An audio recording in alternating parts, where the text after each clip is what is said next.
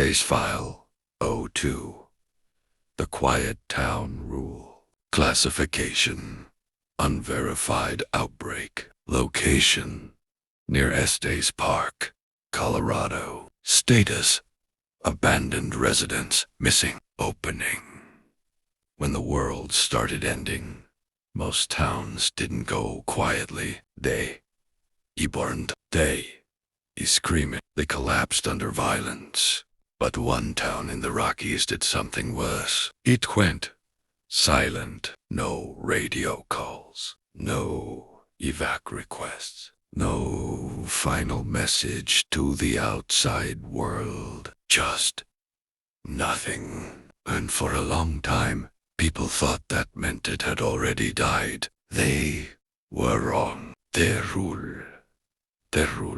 About 30 miles outside Estes Park, hidden by tree lines and mountain roads, there was a small community of around 300 survivors. They didn't fortify like others. No guard towers. No searchlights. No sirens. Instead, they followed one rule: no noise after sunset. Ever. Not talking. Not cooking. Not crying. Not crying. Not even shuffling your feet. When the sun dropped below the ridge, the town died every night. Why the silence began? At first, the silence was for the infected. Like everywhere else, the zombies came loud, screaming, breaking glass, running. But they weren't the main threat, because something else came after them. Something that didn't rush, didn't growl, didn't snarl.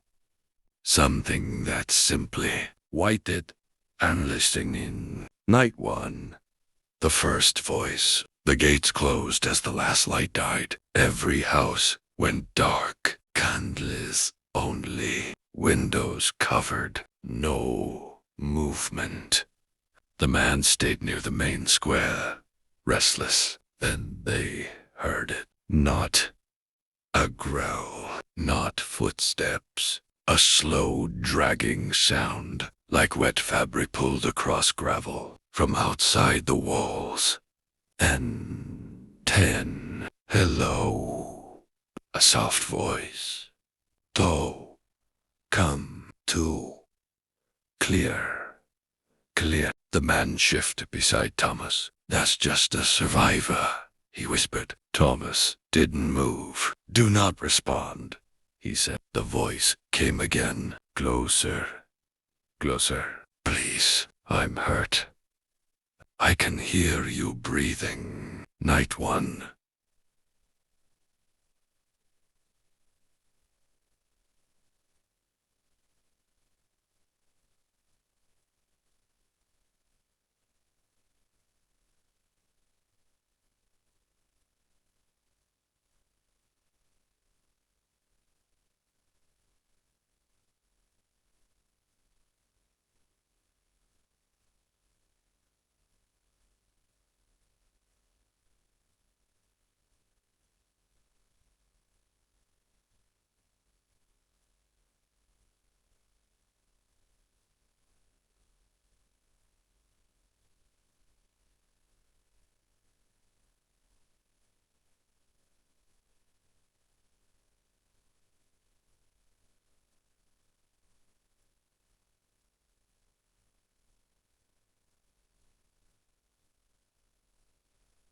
The man swallowed. What if they're telling the truth? Whispered. Thomas closed his eyes. Hello. Everything inside the town froze. Outside, there was silence.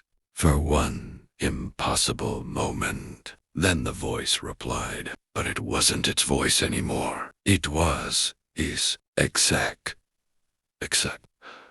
Hello. A boss. 10.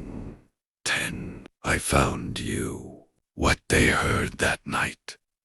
No one looked ever. They heard the dragging change. faster, heavier, then tearing fabric, a stifled struggle, a breath, and then imitation, a slow, ruined attempt at speech, like a mouth learning to wear a human. No scream ever fully escaped him, and by morning, nothing moved outside the gate. The first evidence, they found his backpack, placed neatly against the wall. Inside it, his phone was still recording.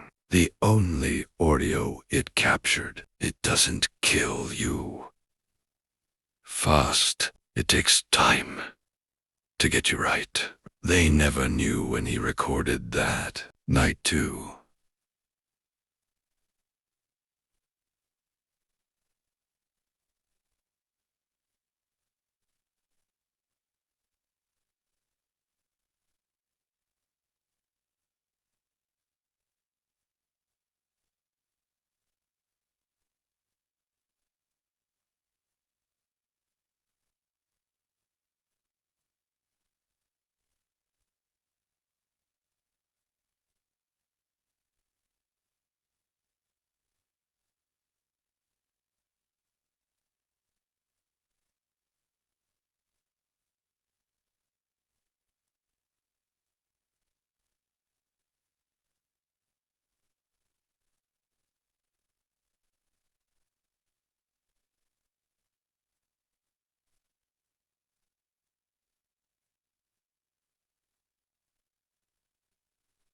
After that, it never used strangers again. It was them. Voices of people the town had lost. Voices people wanted to hear. A mother who died in the outbreak. A brother who never came home. A child taken by infection. Always soft, always just outside the walls, and always waiting for someone to respond. Night 3, when it got smarter. At first, it repeated old voices randomly, but then patterns started forming. If someone recently talked, it used their voice next. If someone cried during the day, it whispered their own sobbing back to them. At night, it wasn't hunting noise. It was harvesting sound, learning identity. Night 4. Thomas' daughter. One night, it tried something dangerous. It used someone too important. At the gate, a soft voice, small, familiar. Dad. Thomas stiffened. Everyone knew that voice. His daughter, Hannah, infected 6 months prior, buried behind the school. Let me in, please. I'm cold. Thomas didn't move. No. One day, the voice changed. More emotional, more desperate. You let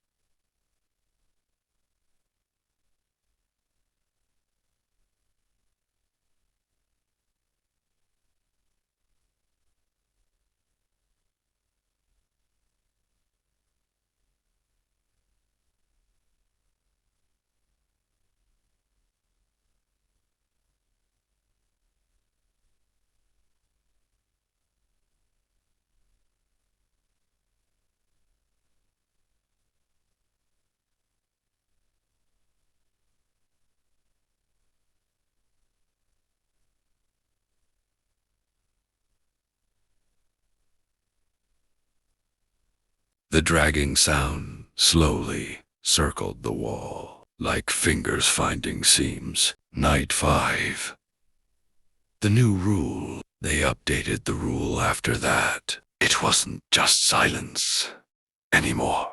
It was emotional silence. No reactions, no visible distress. No fear on your face, because they found out something worse. It adjusted based on the way people reacted. If you panicked, it got better at being you. Night 6. The pressure. People began reporting the same feeling every night, like someone standing inches behind your face. But there was nothing to see, just pressure against the air, against the town, like a presence learning the shape of their existence, practicing reality. Night 7. The child, a toddler, made a sound, barely a whisper, a hiccup of noise. Instantly, the dragging surrounded her home. Not slow anymore. Orchen. Aggressive. Aggressive. Multiple voices whispered from outside. We can hear you now. No one ever saw what happened to that family. They only heard the house door open. Then, silence. Forever. Forever. The last week, Titan didn't vanish at once. People disappeared slowly. One house one night. One street the next. No screams. No damage. Just absent, like someone erasing pencil marks from paper. Final discovery. 6 months later, a scouting team passed through. No body. No blood. Just open doors, covered windows, chairs still facing tables, clocks frozen at sunset, and carved into the inside of the main gate deep shaky letters. It doesn't hunt flesh. It hunts voices, and it practices until there's nothing left to copy. Final log. Final log. Campers in the area report a strange phenomenon. If you stay quiet long enough after dark, you'll hear your own voice outside your tent begging you to answer before you ever make a sound.